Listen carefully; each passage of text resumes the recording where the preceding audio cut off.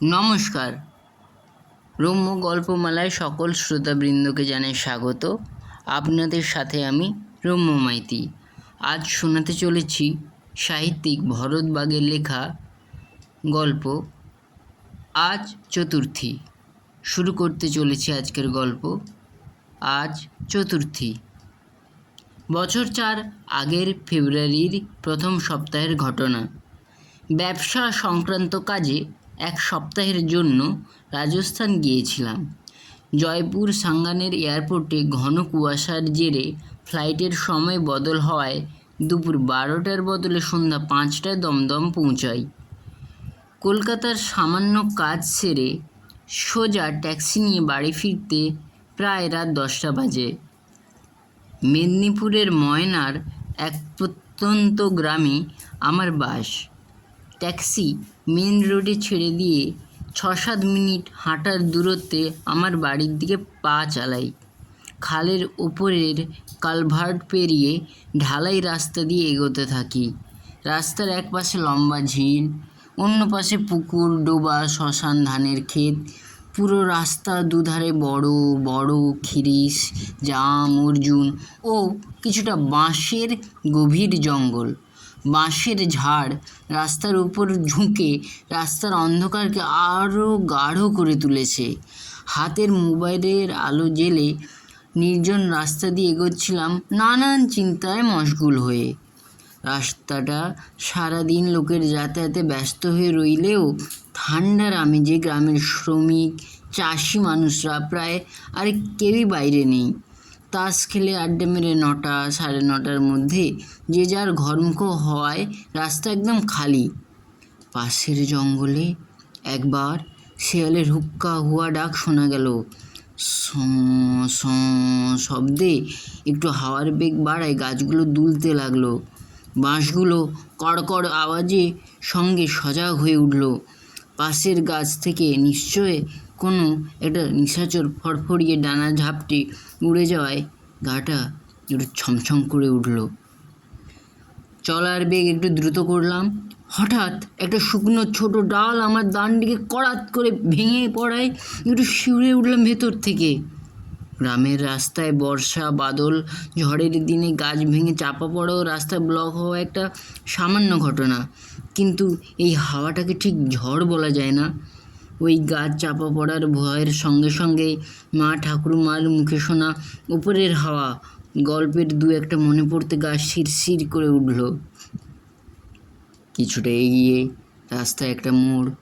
ওই মোড়ে একটা বিশাল তেঁতুল গাছ দাঁড়িয়ে আছে, যা নাকি আমার এই বার্ধক্য ছুঁই বয়সের আগে থেকে দাঁড়ানো। গাছটায় বড় বড় দুটো পেরেক মারা, নাকি ওঝাদের মারা ওই পেরেক, যা ভূতেদের বুকে ঠোকা রয়েছে। ঠিক ওই গাছের তলায় পৌঁছতেই তেঁতুল গাছে গা এড়িয়ে দাঁড়িয়ে থাকা বাদল কাকা অন্ধকারের মধ্যে আমায় চিনে নিয়ে নাম ধরে বলল, বাবা আজকে ফিরলি? সাবধানে যা। মোবাইলের আলো তার গায়ে ফেলে আমি যেন আকাশ থেকে পড়লাম। কারণ এইরকম আবহাওয়ায় বাইরের কারো থাকার কথা নয়, বিশেষ করে বাদল কাকার মতো বয়স্ক মানুষদের। তা হলেও তাকে দেখে একটু ভরসা পেলাম। বললাম, তুমিও তো বাড়ি যাবে, চলো। কাকা বলল, বিড়িটা একটু ধরাবো, দেশলাই পাচ্ছি না রে। আচ্ছা আমি দিচ্ছি বলে ব্যাগে হাত ভরে দেশলাই বের করে ঘুরে দেখি বাদল কাকা গায়েব। ঠিক সেই মুহূর্তে বিকট আওয়াজ করে একটু দূরে একটা বিশাল খিরিস ডাল আছড়ে পড়ল। প্রায় আধ ঘন্টা খানেক পরে পাড়ার কোচিং ক্লাস ফেরতে ফিজিক্সের শিক্ষক বিমল দাস আমার চোখে মুখে জল ছিটিয়ে রাস্তা থেকে উঠিয়ে বসালেন। আমি জ্ঞান ফিরে পাই ও অবাক হয়ে জিজ্ঞাসা করি, আমি কি আর রাস্তায় পড়েছিলাম?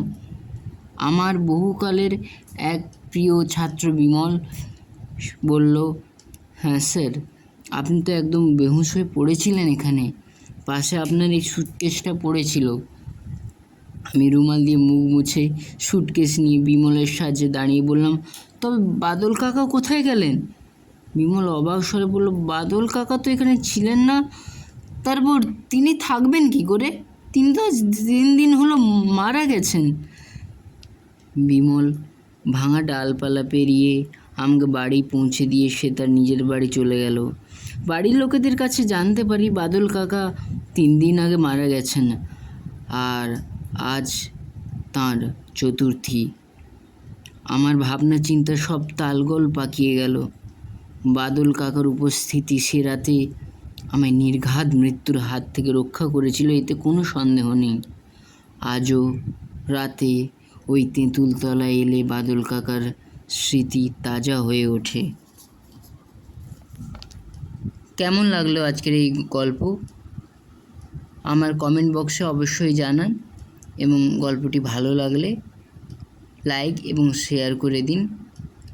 এই ধরনের অনেক গল্প পেতে এখনই আমার চ্যানেলটি সাবস্ক্রাইব করুন এবং কমেন্ট বক্সে লিখে জানান যে আরও কী ধরনের গল্প পেতে, কোন স্বাদের গল্প পেতে আপনারা আগ্রহী, এবং চ্যানেলটি সাবস্ক্রাইব করে আমার পাশে থাকুন।